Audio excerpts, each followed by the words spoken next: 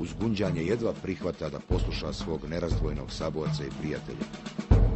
Enver je sa saradnicima izašao na putić iznad komande prvog bataljona, pripremajući se da krenu u ključnu odbranu platoa Žuči. Odjednom se prolomilo nekoliko eksplozija. Pala je između nas, dotično ispred nogu. Slika nakon eksplozije je bila zastrašujuća. Granate su ubile slavnog komandanta prve slavne brigade Envera Šehovića, komandanta prvog bataljona prve slavne Zahira Panjetu i njegovog brata Esada. Mirsad Bekrić Pice je taj dan u roku od 2 sata po drugi put ranjen. Ovaj put mnogo teže. U mene je noga visla na nekim žilama tu na koljenu, granate presjekla. Ja sam zvao u pomoć. Međutim, sve je bilo povaljano tu. Vikao sam Envere, kad sam pogledao, vidim na onom pučiljku nema Envera. A na 2 metra i kad sam se okrenuo iza mene, Zahir leži naslonjen na jedan stup, polubočno okrenut, a brat mu, Cera, leži na prsima, kao da se zaspali.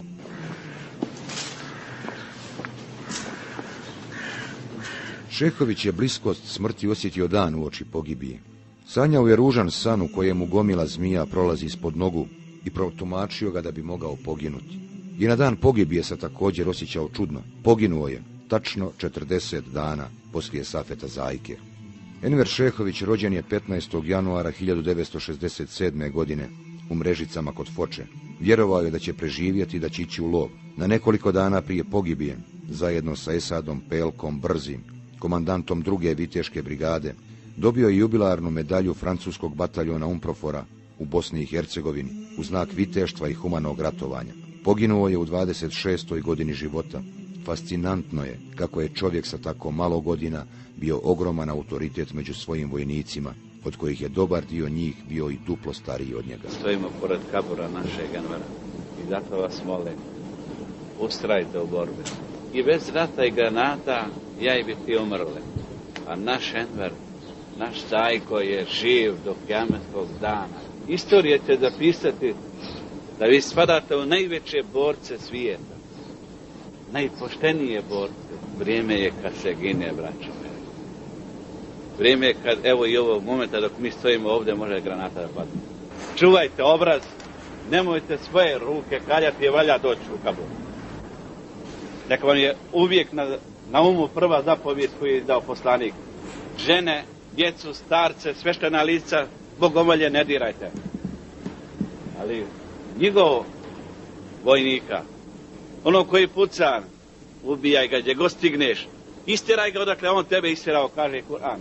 Vaktu luhum, hajsu stakiftumuhum, gdje god ih stignete, ubijte. Enver je na nekoliko dana prije pogibije, kao da je predosjećao rastanak, svojim borcima svirao na harmonici. Volio je pjesme, volio veselje. Najveća mu je čast bila u društvu pretežno s vojnicima, da ne pričamo u civilstvu šta je bio, ali s vojskom je volio se opustiti. Volio je muziku, znači, a omiljena pjesma, znači, mu je bila Mejra svijeta.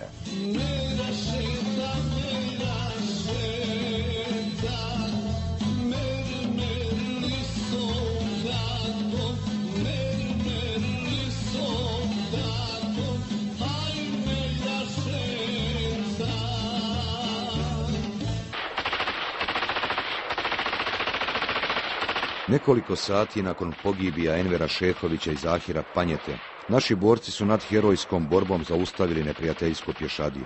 2 dana kasnije u potpunosti je slomljena najveća srpska ofanziva na Sarajevo, koja je trajala skoro mjesec dana. Nakon ove ofanzive, četnicima više nije padalo na um da krenu u osvajanje Žuči. Oduprijeti se mržnji, osveti, pobijediti zlo, tome nas je naučila Žuč. Safet Zajko i Enver Šehović su postali slavni i legendarni komandanti, i to samo za 8 mjeseci. Njihove jedinice su bile komšije na terenu, tako da su i njih dvojica svakog dana bili zajedno. Zajko je volio da ide sa borcima u diverzije, a Šehović da komanduje i dejstvuje iz Zisa. Nijedan ni drugi se nisu čuvali. Obojica su komandovali u blizini prve linije. I jedan i drugi su danonoćno bili na ratištu. Zajko je bio, dakle, čovjek taj iz naroda, on je, kako da kažem, bio je baš narodni čovjek. Šehović čak bio to za muziku jedno vrijeme zadržao. On je volio malo tu estrade, malo i u ratu. On je volio da oko njega fijuče, da i on puca, da se pomalo i teferiči, što bi se rekla, u tom ratnom. Pogibijom Safeta i Envera glavna priča o Žuči je završena. Maštali su da deblokiraju Sarajevo preko Vogošćanske petlje, pa da onda krenu prema Drini. Zajedno su ratovali, zajedno oslobađali zemlju, zajedno postali slavni. I nedaleko, na nekoliko metara, jedan od drugog, sada i zauvijek, leže na vječnim komandnim mjestima u mezarju Alipašine džamije u Sarajevu. Najmanji komandant na najvećoj koti. Ovo je najveći komandant na najvećoj koti, opet.